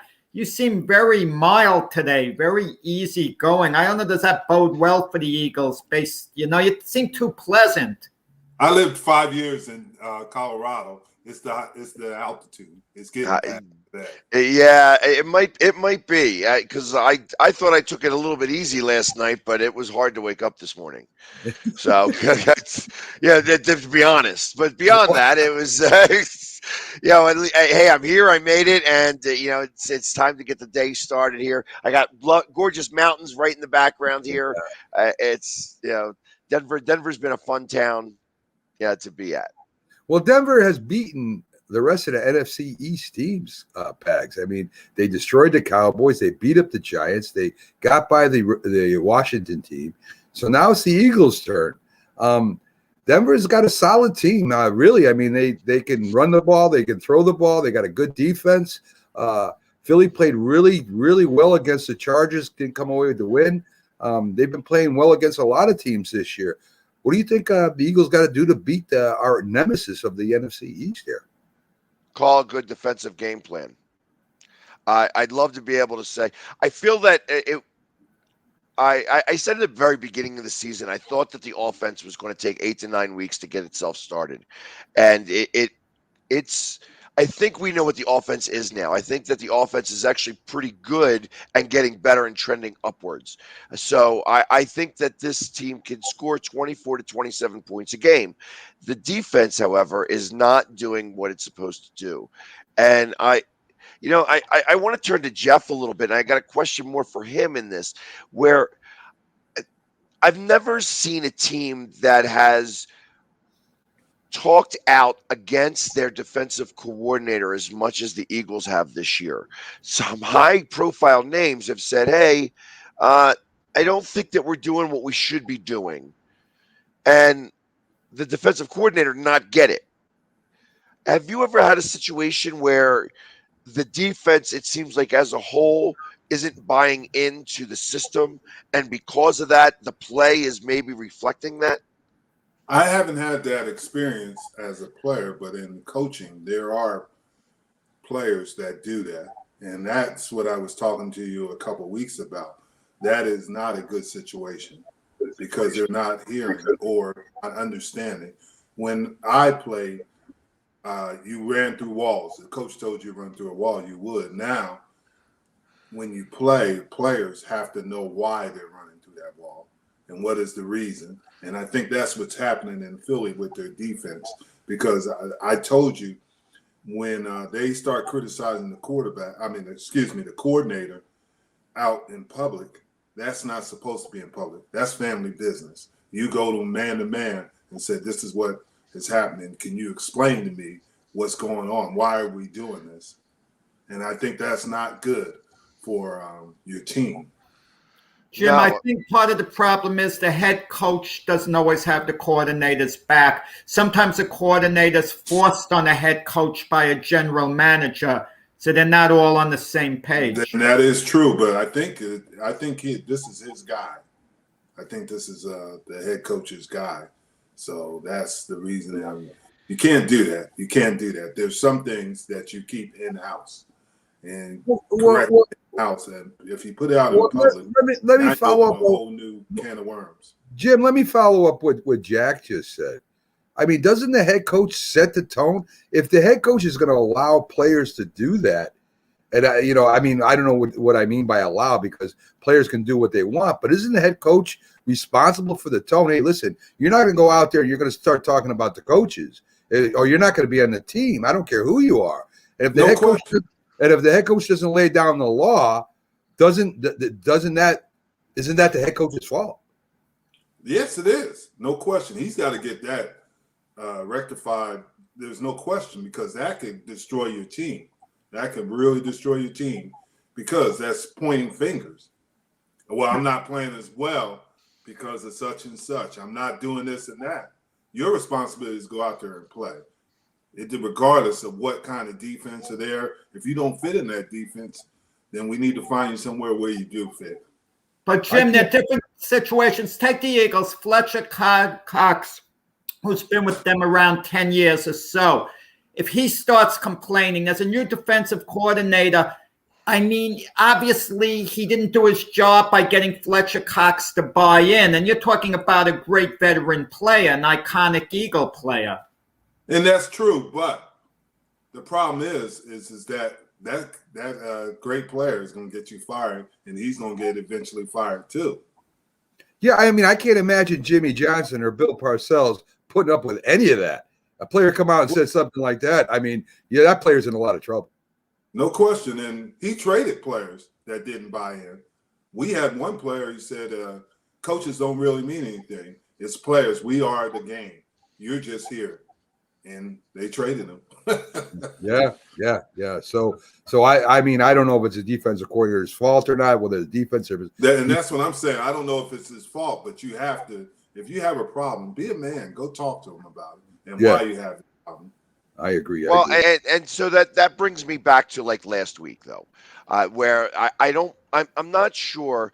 So the Eagles, I know, do things a little differently, and they like to have head coaches in both the coordinators' positions, and they feel like that they are dual head coaches. Although the buck stops with Nick Sirianni as he's the head coach, I look at it as that's how the Eagles like to do things, where, like, for instance, Doug Peterson was the head coach. However, he was the offensive coach, and Schwartz was the defensive coach.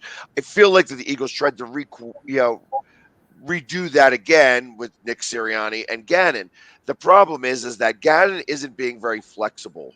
Or at least it doesn't seem like he's being very flexible with the way that he likes to call a game in comparison to the personnel that he has. For instance, last week, you had three specific plays that I saw of that Derek Barnett was to cover the tight end. And the tight end wound up wide open because Derek Barnett doesn't cover tight ends. You know, like when you have a defensive end trying to cover a tight end, you're going to have a mismatch. And the fact that it took Gannon, first off, 3 plays that the tight end was wide open where he had Derek Barnett covering him. Well, if you got beat 3 times, how is it that you continue to go back to that play? Or the first time, how do you go back to that play? Obviously, you know that your defensive end is overmatched against the tight end. But he continued to go with that until he had no choice. He had to then take it away and then not call that defense. And I feel that this is what's been going on constantly. He doesn't like the blitz. He only goes with the defensive line. But instead, they're not pressuring, they're covering. And, I don't think that the Eagles are built that way. And how many weeks does it take where the quarterback is, getting 80 to 85, in some cases 90% completion rating, before you realize, okay, maybe we need to do something different? Because when he does something different, the quarterback's affected differently, and they win the game. But he only likes to do it away, because we haven't won a home game since last year. And now it's like the 3 games that he blitzed at all was Atlanta, Carolina, and Detroit. Consequently, we won all 3 of those games. But if you're going to get beat and you're going to have all these quarterbacks look like Joe Montana and Tom Brady and have 80 to 90% completion ratings, you almost got to change a little bit, because you obviously don't have the personnel that you want to run. But the fact that he continues to do the same thing over and over again makes me wonder. I mean, the Eagles never, in their whole history, had one quarterback throw for 80% completion rating. Now we've had so far 6 in 3 games. The punter for the other team didn't make it onto the field. So there's something going on. Yeah, there's some issues schematically, and you have to adjust to those in your scheme. And the same thing I always talk about offenses with the quarterback, knowing what your quarterback's good at. As a defensive coordinator, you have to know what your defense can do well. And it's obviously not having defensive ends cover tight ends. So you have to adjust. You don't put yourself in a situation where you can be exposed. And if you are exposed, you got to change it quick. And you have to adjust to it. And the great coordinators always adjust to the situation. If they're doing something, they have to adjust and take that away from them. And it's not you're right, having a defensive end cover and you get beat 3 times. I'm not calling that play. I'm not doing that. That's ridiculous. And then that's where the frustration comes from the players, because they know that this is not working. We got to find something that works. But again, even with all that said, for them to go public with something like that shouldn't be tolerated either. That should no question. That should be in the house. Agree. So Pags, again, with the game today, I think the Eagles got a good shot against Denver. I think this is one of the games I picked. Every game I picked the Eagles to win, they've won. So I'm going to go with the Eagles today against the Broncos. I think that they can beat the Broncos. I think their offense is a lot different than Dallas's. And, if it wasn't for Dak's bad performance and the receivers dropping the balls and Dallas being up for the game, they should have beat the Broncos too. But I think the Eagles are just as good as the Broncos and have a shot at them today.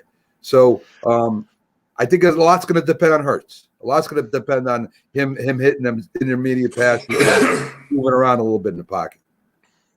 I agree. I think that the offense is going to get theirs. That even as good as Denver's defense is, I think that they're going to have a little bit of a letdown. I feel like that the trading of Von Miller sort of elevated everybody's play around. Now you're back home. You've been home. You've had home cooking for the week. You got rid of Von Miller right at the trading deadline. Next thing you know, you got a game in 4 days. Here, now he's been gone for a week. So hey, we got a next man up type of thing. Yeah, that talk, I think, and maybe you can speak at this better as a player, like you get elevated to cover a certain guy, but it's hard to maintain that level.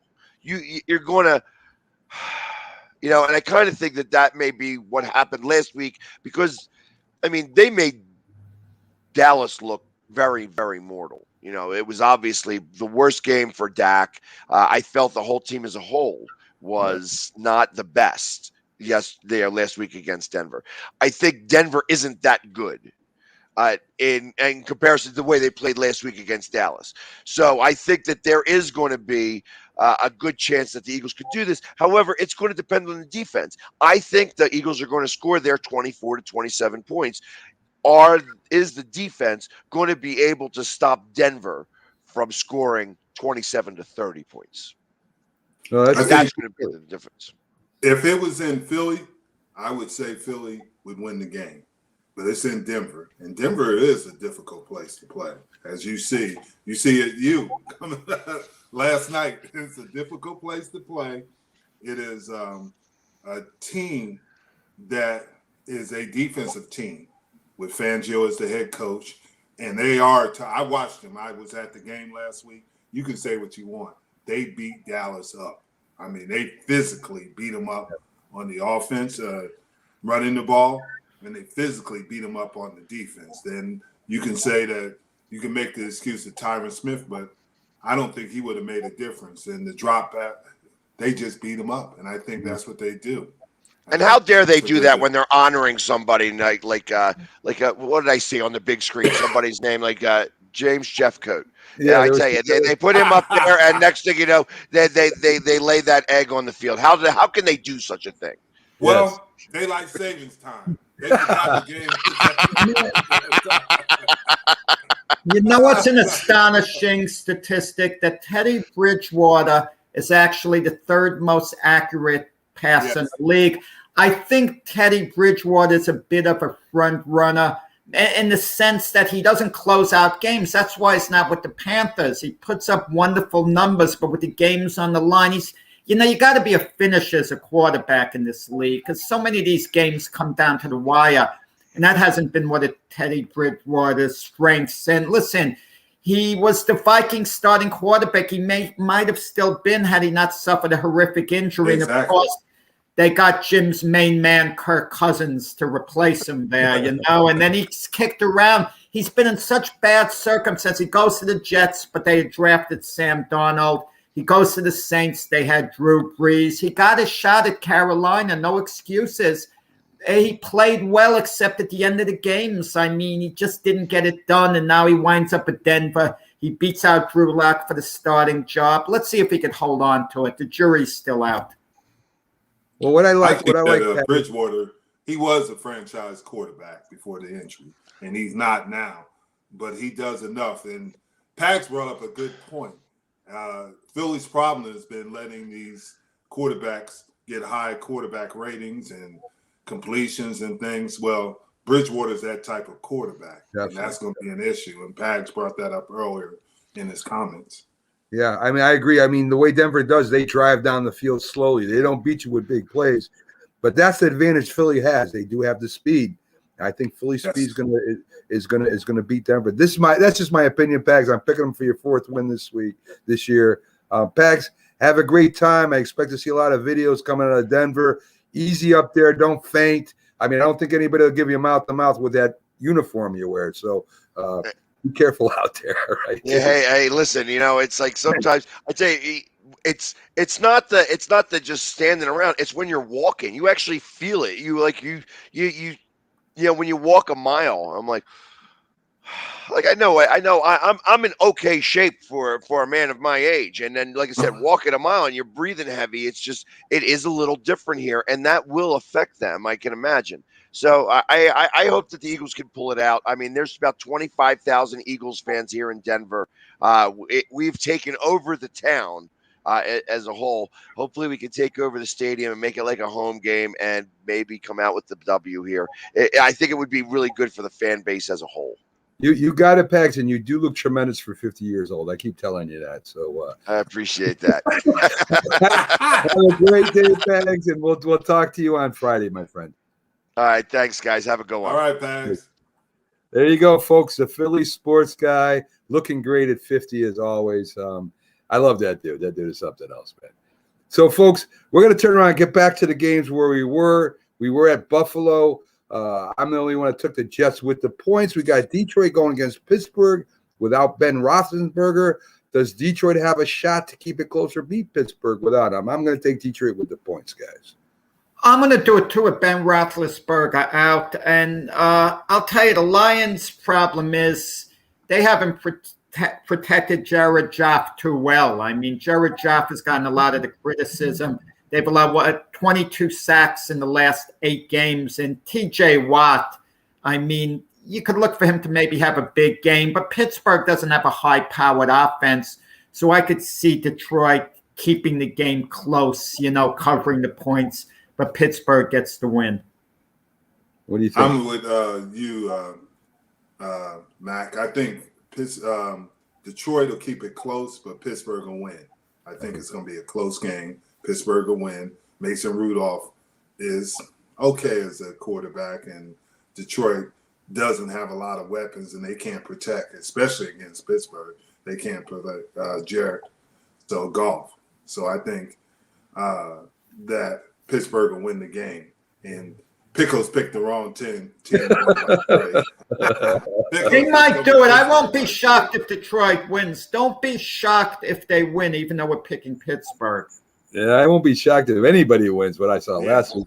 Tampa Bay giving Washington 9.5 at home. Just a Washington offense, man. Listen, Tampa Bay does not look as good as they did last year in certain games. This might be a trap game for them. I'm going to go with the points with Washington. I'm going to take the 9.5 points, guys. I'm disgusted with Washington. I picked them to win the division, and I'm a big believer you stay the course with the team. If you pick them in the beginning of the year and they're struggling the first half, there's a good chance they're going to get straightened out. Keep your belief in them. But I'm sick of that whole Washington organization. I think Ron Rivera is an overrated coach. He had one great year where he took Carolina to the Super Bowl. He was a credible coach with Carolina, but this whole thing with the culture change, they went backwards. They haven't resolved their quarterback situation, and their defense, it's been shocking the way they went backwards. And Chase Young, who was supposed to be one of the faces of the NFL, he's just another good player, nothing more than that at this point. And I'm just sick of them, and Tampa Bay is going to win this game handily. So you like Washington with the points then, Jack? I like Tampa Bay giving the points. Oh, you're kidding me. Okay. And Jack, I'm sick of Washington too. That's why they're going to get blown out today. Yeah. There you go. I'm sick of the latest soap opera stuff and everything, and whatever, and you need Jerry Jones to come out to compliment Daniel Snyder. I don't want to hear that stuff. I'm so tired of Washington. I agree with you. I'm calling Jerry and say we got to get Washington out of the NFL. Yes. So, but listen, they're changing their name. Are they going to keep the football team name? Okay, they changed their name. We're waiting. They can't even decide on another name. It's the second year they're having this name. It's the worst name in the history of sports as far as being dull goes. Washington football team. I'm writing my notes, and I'm writing Washington football team. I feel clownish writing the words football team on there. It's not a name team. I'm going with Tampa Bay. All right, so there you go. Carolina plus 10 at Arizona. Talk about problems. Carolina has a lot of problems over there right now. Arizona looking great. Even without Kyle Murray, they're still running up scores. I'm going to have to go with Arizona, guys. I think they can beat Carolina by more than 10. Yeah, with P.J. Walker, has anyone watched him play? I mean, I don't want to say a guy's terrible, but he's reminds me of what's the name of the quarterback? He's with the 49ers now, third string, who played against Washington, the Eagle quarterback, the last game of the season. P.J. Walker, he throws the ball so awkwardly, okay? And like I said earlier, Matt Rule had him in college, so he likes him. He can make a flashy play now and then. You don't beat Arizona with a quarterback, like him. Is Cam Newton eligible to even play today? Yes. You throw him in an emergency? Yes, that's what the drama of the game is going to be. My prediction is Cam Newton comes on at some point when they're down like 17 points or so, Carolina, to see if he could give them a spark. And Cam Newton's going to use his legs, make a few good plays, and the Panther fans are going to have a trip down memory lane. But at the end of the day, they get their butt kicked. And Arizona covers the points. I have Carolina upsetting the Cardinals today. You just lost. This is where I'm taking it. Yeah. I think that the Cardinals are the better team, but without Hopkins, without Murray, this game is going to catch up with them. And I think, and it's in Carolina. And remember what I said about teams traveling to the East, the West Coast teams, basically, which Arizona is traveling. I think that Carolina's going to upset them in Charlotte. Wow. Well, that's a heck of a prediction there, Jim. I want to know what you're drinking in your coffee there. Minnesota. Minnesota plus 2.5 against the Chargers. Minnesota is one of those teams that always comes close and never seems to get it together. I guess I'm going to go with the Chargers at home, giving Minnesota 2.5. Jack, what do you like? At what point did these close losses wear on a team where I hate to use the word throw in the towel, where they basically had it? All their nervous energy is used up. Minnesota should have a winning record. They should be in a nice position. Yet, this they lose today, their season's basically over, okay, for the most part. And do they still have one big game left in them? I mean, one big effort left in them because, I'm going to pick them to upset the Chargers today against my better judgment because this is it. Minnesota's season's truly on the line. After all those tough losses, I have to think Minnesota I have to feel they're much better than their record is, and I'm going to go Minnesota. No real reason, no real logic, but I have to feel their season's on the line, that they'll somehow edge it out today. It's interesting about that. I've already told you, I'm not a big Kirk Cousins fan, but he has been efficient this year. He has been very efficient. And the thing is just like their whole season is on the line. Yeah. I think that they're going to find a way to win. I'm not saying that it's going to be one of those games. It might go into overtime because the Chargers haven't been that impressive this year as we thought they would be. So I'm gonna stick and go with Minnesota. All right, there you go. We have Philadelphia. We already covered plus 2.5 at Denver. You both think Denver. I'm taking Philly for the win there. Seattle is playing Green Bay. Both quarterbacks are eligible to play. Russell Wilson and Aaron Rodgers. Seattle getting 3.5. I think Green Bay's just got a better team than they do. I'll take Green Bay and Green Bay. Yeah, I mean, a few players in the league, a few quarterbacks, I think Jim would agree, who've been with their team so long, they could come on off the street. They don't have to necessarily practice during the week. They know the system inside out. And even if they call audibles all game long, they'll find a way to get it done. Aaron Rodgers is one of those few quarterbacks who can do it. And I wouldn't bet against Green Bay. They're just better than Seattle. This is an interesting one. I think Green Bay should win. And Aaron Rodgers was asymptomatic on the COVID. And I just can't see them getting beat this game. Seattle's in a situations like Minnesota. They got to win. They're already in a hole, and they got to win. But I just think Green Bay is the better team. And Aaron Rodgers, when we seen what happens when he gets mad, he takes it out on the whole league. So I got to go with Green Bay. But there's a next factor, Russell Wilson returning. That helps them because they got other issues. I think that Seattle, and they have the receiver coming back too. And I just think that Seattle has too many issues right now to even compete with Green Bay. Pickles got Packers by 9. So we're all in agreement on that. Kansas City minus 2.5 going into Las Vegas. I don't think Kansas City should be a favorite for the rest of the year, if you ask me. I like the Raiders. I like the Raiders beating Kansas City, guys. What do you like?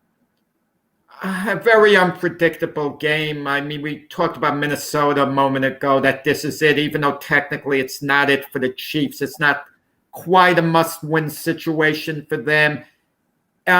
This game's going to answer a lot whether they've turned the corner. I mean, they've been winning recently, but not looking too impressive. I think you're going to have a shootout, a high-scoring game, and I look for Derek Carr to get back on track and the Raiders to prevail in a very high-scoring game going down to the wire. I think the Raiders will win, and I think they're going to win because they are a better team at this point than Kansas City. I think that not Aaron Rodgers, but Mahomes going to be mad because State Farm gave all the Raiders discounts and everything. But he doesn't have, for whatever reason, Kittles is not playing as high as Kelsey, is not playing at this level. Tyreek Hill is taking on a big part of that offense, and he is talented enough, but everybody knows that. And I still think they got defensive issues that they have to resolve, and I'm going to go with the Raiders. So on Monday night, we got the Rams -4 at San Francisco. Unless the defense for the Rams doesn't make it to the game, and I don't see any way San Francisco beats the Rams. Maybe this is one of the upsets that I don't see coming, but I'm definitely going to go on with the Rams, giving San Fran 4 points, Jack. Yeah, it's hard to believe a lot of people picked the Rams. I mean, the 49ers to go to the Super Bowl this year. I mean, the 49ers, you talk about being at home. Their last 9 games, they're 1-8 at home. Yeah. And their quarterback issue hasn't been resolved, hasn't been tilted either way. I mean, I just don't know. I mean, the Rams are a better team. The Rams are a tremendously balanced team. But, I don't think I think the Rams were hurt in the beginning of the year with Mick Akers getting injured. Their running game hasn't, panned out the way it would if Mick Akers was in there. And with Woods being out at receiver, I know OBJ's coming in, but Woods is so consistent. Him and Kupp work so well together. And OBJ's a wild card. Receivers have to work together for the betterment of a team. If they don't, the team gets hurt. I mean, I think the Rams win by like 10 points or so. I think that what happens is during halftime, OBJ quits because he didn't get more than 3 passes. Yeah. Now, OBJ is going to behave the rest of the year no matter what. Yeah. But right now, I think the Rams are a better team than the 49ers. But I think the 49ers are going to give them a fight. I think this is going to be a fight. This is not going to be an easy game because I think Tennessee exposed the Rams, and it showed up. And I think that the Rams have issues that we never thought they would have.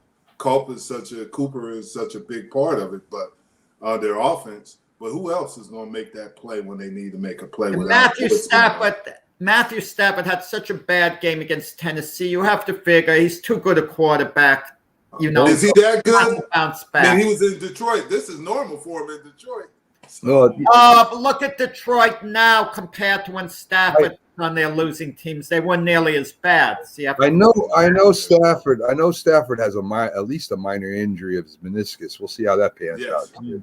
So I'm going with the Rams, but I think the 49ers will keep it close. So what's the score? You think the 49ers will keep it within that 4, Jim? That's the question. Yes. Okay. Yes. So Jim does take the Rams with the 4. I mean, the 49ers with the 4 points. So we come down to our underdogs. A lot of underdogs this week, guys. Since I have a new computer, I don't have my underdog song, so that's why I'm a little upset today. Atlanta's getting 9 at Dallas. You've got Jacksonville getting 10.5 at Green Bay. You have the Jets getting 12 versus Buffalo. Detroit getting 8.5 at Pittsburgh. You've got Tampa Bay giving Washington 9.5 points, and Carolina getting 10 in Arizona. I'm going to stay with what I said before. I think that I'm going to take Detroit without Ben Roethlisberger, Big Ben, that Detroit can keep it closer than 8.5, Jack. I'm going to agree with you, even though statistically the Jets have covered against the Bills the last 5 games. I mean, they haven't lost by more than 10. But I have to agree with you with Detroit. I'm on board with you. I'm going to go with Atlanta, keeping it, was 9.5? 9.5. But Dallas will win the game, but I think Atlanta will keep it close. So there you go. So Pickles agrees with you. I think you got a new friend. Pickles likes you, Jim. I like Pickles. I know you like Pickles. Yes, fried pickles are the. Anyway, folks.